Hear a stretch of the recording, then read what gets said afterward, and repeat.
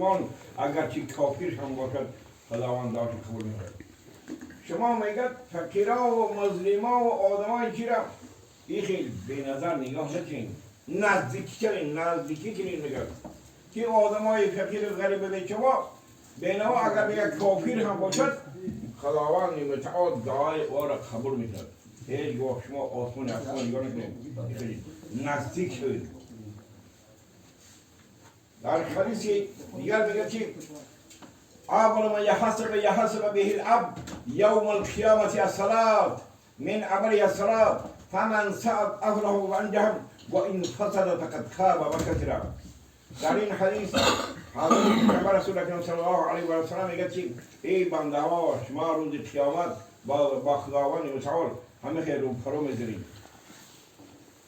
خداوند متعال ثواب میده که من چرا همه خیر تمام معجزات دنیا را دادم، چشم و رو گوش و زبانم صحت سلامتی. آیا میگه تو 5 وقت نماز برای خواندی؟ یه انسان میگه که برای من خدا فرض بدم من نماز رو میخوندم خدا رو میشناختم. فمن سعد افله و انجام خداوند متعال 8 درویش را شوی میکرده میگه که بدرای کدام دروازه که میخواهی زندگی ابدالآباد تبین.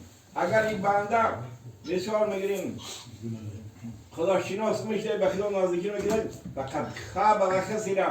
خداوند متعال میگه من نمیشناختم خدا را تا حاضر نکردم. خداوند تعالی غضب میکرده این منده فرشته ها را امر میکرده این پرتری در آتش دوزخی. این تا حاضر آفرنده خویش را میشناخته. برای همین خداوند متعال در قرآن میفرماید که و یقیمون الصلاة ولا تکونوا من المشرکین، بخوانید نمازهای خود را از قبیله مشرکان نباشید. از قبیله کاتولیک که خریستیان و مثال بودیست و دیگر چیزها نباشید. مسلمان یقین باشید نمازهاتون بکنید. و قال ربکم ادعون استجیب این الذین یستكبرون عن عبادتی سیدخلون جهنم داخلین.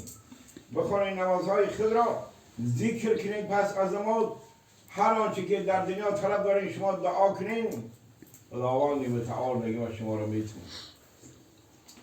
لیکن او بنده که میگه از عبادت ما سرکشی میکنه دور میستد. و قال ربکم ادعون استجیب این الذین یستكبرون عن عبادتی سیدخلون جهنم داخلین. ما او بنده رو میگه در جهنم پیش میگیرم، در آتش دوزخ. این دنیا به هیچ کس تفاوتی نداره. اگر 100 سال مانه میگه در یک روز بیباید رفت این کاخی در افروز زیر ابعد گردنی بر آسمان پای بود زیر زمینت عاقبت جا.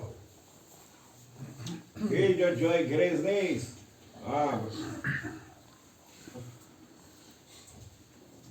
این دنیا هم بگذره